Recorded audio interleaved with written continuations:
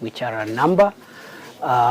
Here, the county government of Kilifi, humanitarian and human rights organizations, government officials of the county government, national government, the experts who are helping us in a very sensitive of the bodies of our compatriots, fellow Kenyans who met their death in this horrible and heinous crime. Everybody here, volunteers and everyone else I have not mentioned, please feel appreciated that the government of Kenya is happy and appreciates your patriotism and your support. I am here today, we return here today. I've come with a number of senior officers from the Ministry of Interior. Our teams here, the Deputy Inspector General of Police is here, Nur Gabo, who is in charge of the administration of police. From the ministry, we have the Principal Administrative Secretary, Anne Ngetich, is here, and Wilson Jega, the Secretary for Internal Security. And of course, we are joining the colleagues who are here, the teams which are here, which have done a great job, led by the Regional Commissioner for Coast, Rhoda Onyancha, and the other teams from the police and other agencies. And I want to really appreciate everyone. So we are here first and foremost and thank you, Governor and Senator, and the other political leaders who are here for also joining the teams here and supporting us and helping us actually even to calm the community, which I'm sure is gravely affected, the local community, even if we have victims from all over the country. The place where these crimes have been committed, I think, have impacted much more on the local community, who must be very traumatized. So thank you very much for supporting us and supporting the country by calming the community and also standing in solidarity with the rest of Kenyans. So we are here to support the teams here and also to assess progress on a number of activities that are going here. Although this area is an active security operation area, it is also an area where we are implement and rescue process, which also is ongoing, and so that's why we are here. Last time when I was here, I think I gazetted Chakama Ranch, the entire 50,000 acres, which includes the 800 acres allegedly owned by one of the main. So the entire 50,000 acres, which is a Chakama Ranch, is now a gazetted security operation zone. It is a disturbed area. I'd like to therefore call upon the cooperation and patience of everyone. And due to the classification of this area as a security operation zone, and also as bodies that we are recovering, is a court-ordered process. It is done based on certain ethical and professional standards, even by international law, because they involve or they constitute outrages against human dignity, because these are bodies of people's loved ones, people's relatives, mothers, fathers, children, neighbors, friends. And so there is a limit at what even the security agencies themselves can do in the context of what is happening here. Number two, the exhumation is a legal aid and applying certain professional belief that there are criminals who are holed up in some of the bushes within the area, the operation area. And the information we have is that those criminals are armed with crude, harm people, The preliminary reports we are getting is that some of the victims may not have died of starvation, which was one of the methods of death. There were others hurting them just by physical and preliminary observations. Of course, we are waiting for post-mortem results. The scientists are here. I've seen the chief government pathologist is here. Johnson Odor, Dr. Odor, I think, is here, and the other teams that have been working here. So we, therefore, will be limiting those to the search and rescue, because it's a security operation. But I have directed the team here to work with partners, like civil society, and see how involvement by public, non-governmental public institutions, perhaps a limited numbers of members of the press, because again, we do not want supervising the deaths of their country, their fellow countrymen, and they are telling us it is the work of God that they are doing. I don't know which God, the God of death. So that you understand where we are coming from. Now, of course, the government of the Republic of Kenya sends its sympathies. Absolutely most painful and perhaps one of the most devastating and darkest moments of our country. We have been hit like this before, severally, maybe not in this manner, but our country has been attacked by other types of terrorists. There are other types of terrorists who have attacked us before. And every time we have been attacked, our country has pulled together and come out of it. I am happy to report that in the fight against armed terror, we have been able to keep that threat at bay for a while. And I want to assure the country, as I will go to whatever lengths, together with all the colleagues and agencies that are in this sector, to make sure that Kenya in the fight against terror, perpetuated by people waving the Holy Scriptures and chanting out terrorists. I therefore want to ask once more for the solidarity of every Kenyan and friends of Kenya who are not Kenyans to stand with supporting that we will fear them, because they are quoting God and they are quoting scriptures, and therefore we are going to treat them the way we have treated Al-Shabaab and other threats to our national security. This is a tragedy like no other. This is a low moment for Kenya. And I am informed there are still some religious leaders out there making funny comments about what is happening here, and trying to insinuate that perhaps what the government, the right of the freedom of worship. And maybe I would assume that those who are making those comments think that we will retreat from news for them. That through one of you, a Mr. Mackenzie and a Mr. Ezekiel, who we are also processing, you have hurt us and you have succeeded. But this is the last we are going to have this kind of thing in this country, from protecting the people of Kenya from the merchants of death, from whatever faith. Some of them are trying to tell us they know God more than the rest of us. I want to tell them, it doesn't matter who you know, here in Kenya, out there in the world, or even in the spiritual realm. We don't care whom you know. We will come for you. You are a murderer. We will come for you heavy and hard. And there is no turning back. It doesn't matter whom they are associated with, who they know, the influence they have, the money they have. We do not care.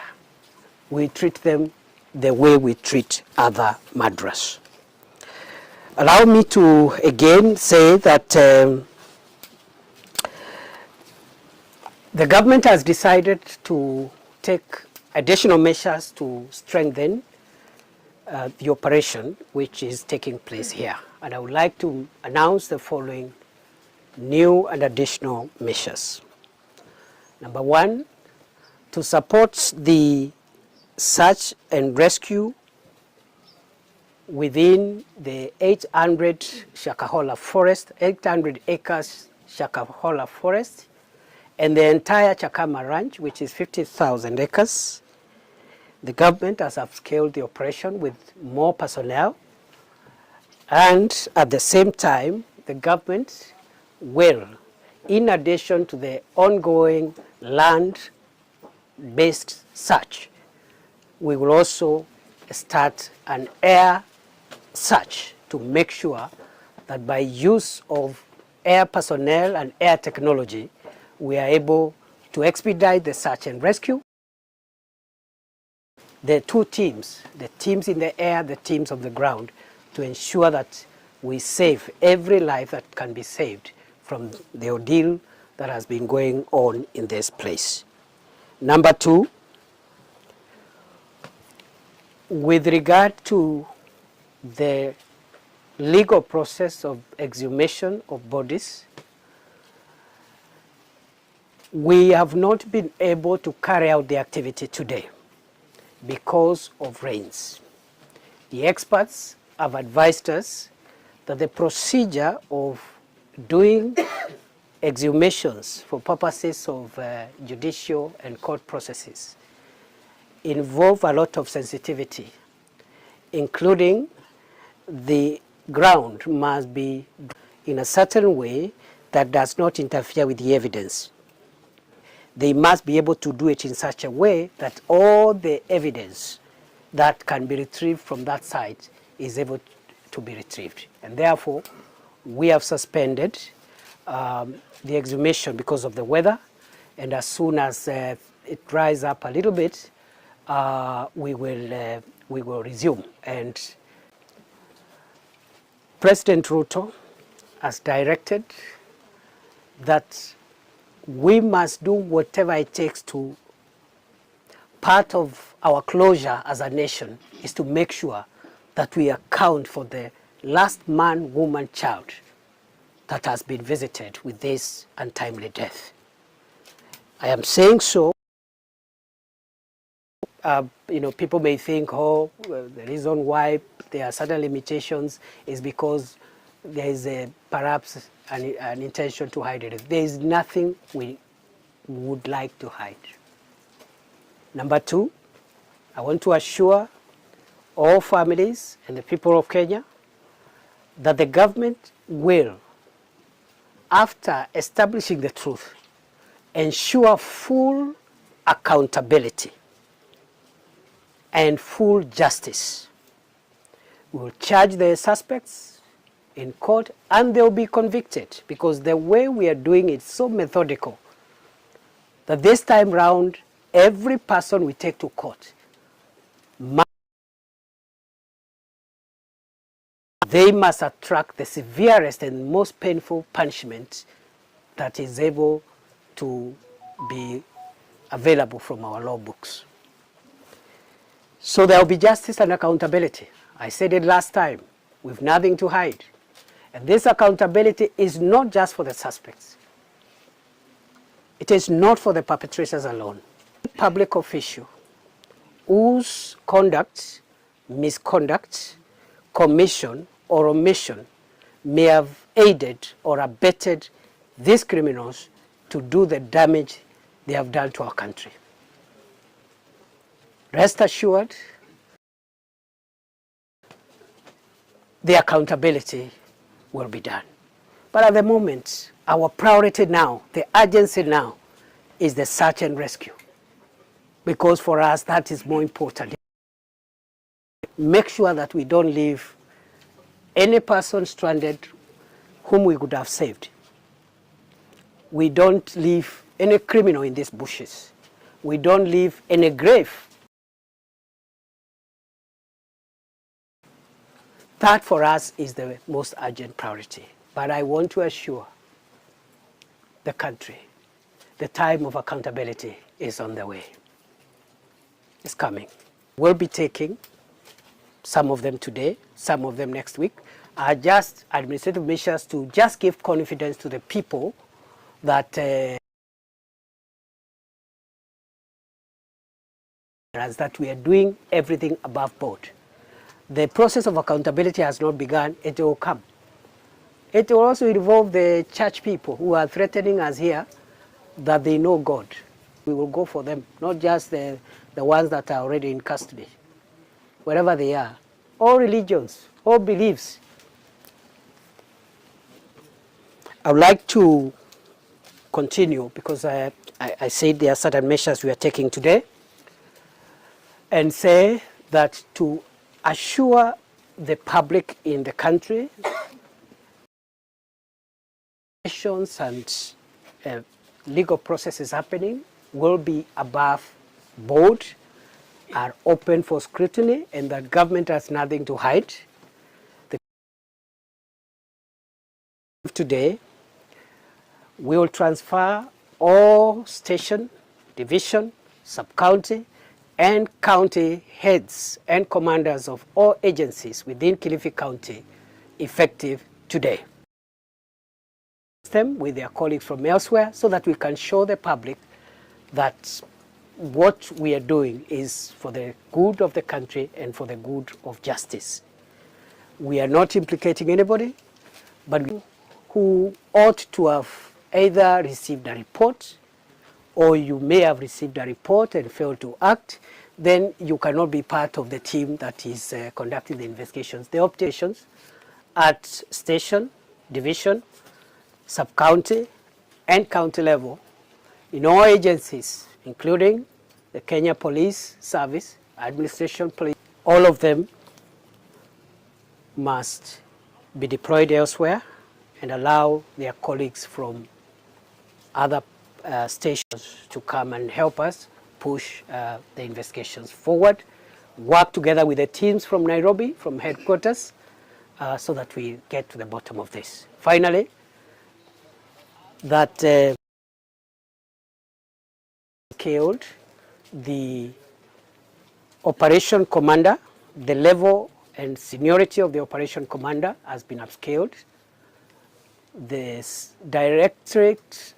director of criminal investigations has also upscaled the level of leadership here on site, and therefore investigations are going to get new of higher rank from Nairobi effective tonight. That is not my job to announce. It is the job of the commanders of the National Police Service to announce. And that's why we are here with the DIG, Nurugabo, on behalf of the Inspector General of Police. They will be making the administrative announcements on other changes and other actions. I want to end there once more by thanking you and really saying the government of Kenya appreciates what all of you have done. Society, volunteers, government officials, we appreciate what you're doing. And Kenya will never be hurt like this again.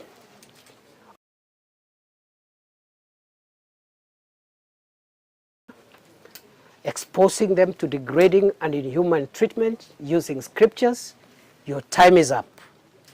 We are coming for you.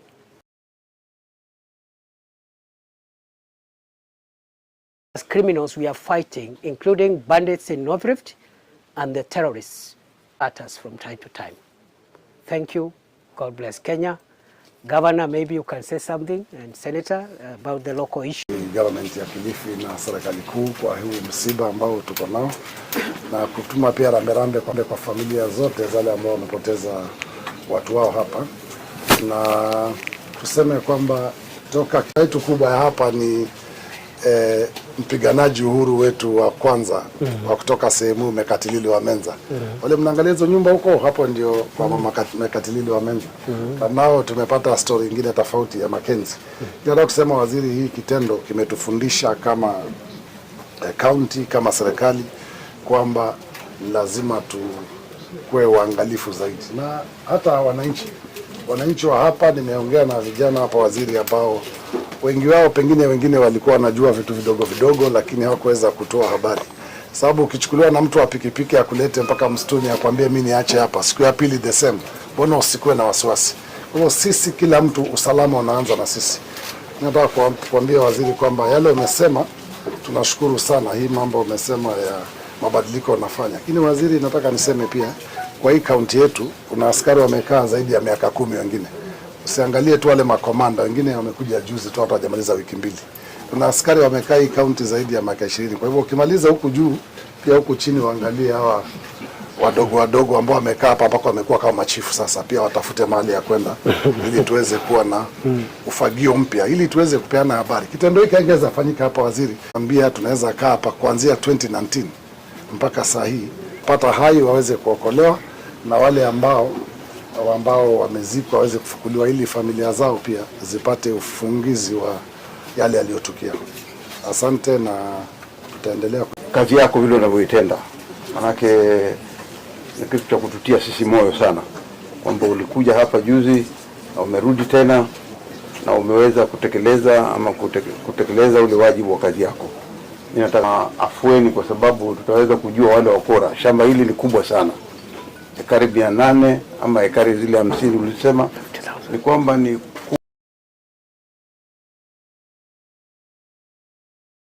zile ambazo zinakuja zinaweza kuruka chini kabisa, zikaweza kuona ni nini kinajiri pale chini. Itakuwa afueni, kwa sababu tunasikia ya kwamba na hizo activities.